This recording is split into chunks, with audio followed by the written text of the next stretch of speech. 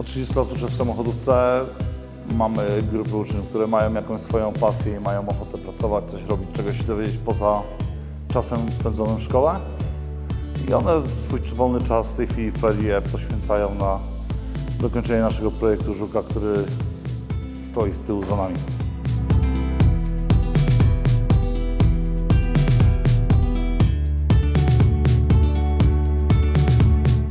Bierzemy udział w różnych projektach, wspieranych przez różne firmy, tu nie ma jakiejś konkretnej. Robiliśmy już samolot, robiliśmy jakieś motorki, w tej chwili zajmujemy się Żukiem, z którym walczymy już powiedzmy prawie 2 lata. Gdyż chcemy się wyrobić na następne targi retro, żeby się wystawić i pokazać, co możemy zdziałać z uczniami. Nie tylko, którzy są specjalistami, mają swoje duże firmy i możliwości.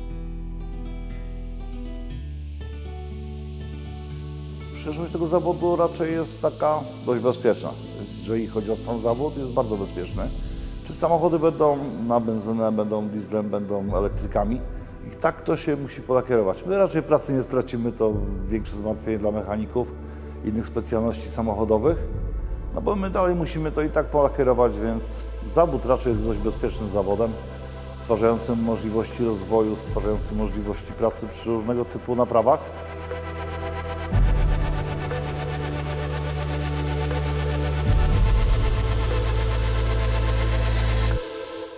Dzisiaj malowaliśmy naszego Żuka, prowadzimy renowację. Oto on stoi tutaj za nami w komorze. Żuka pozyskaliśmy z OSP w Kowalewa. Załatwił to jeden z naszych kolegów z klasy. No, trwa trochę ta naprawa, ponieważ samochód już robił prawie 2 lata. Jest przy tym masa pracy, poszpachlowania, pomalowania podkładów, ścierania tego. Ale no, podoba nam się, bardzo lubimy przychodzić po lekcjach do nauczycieli, z nimi rozmawiać, wymyślać jakieś nowe pomysły, co tu zrobimy, czego nie zrobimy i kręci nas to po prostu.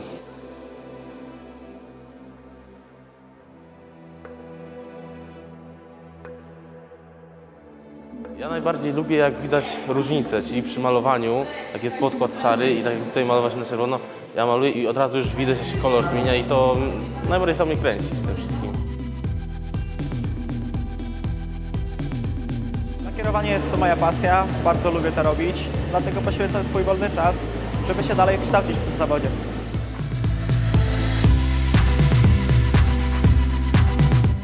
No myślę, że w przyszłości zostanę lakiernikiem, chcę się dalej kształcić i myślę, że w końcu mi się to uda.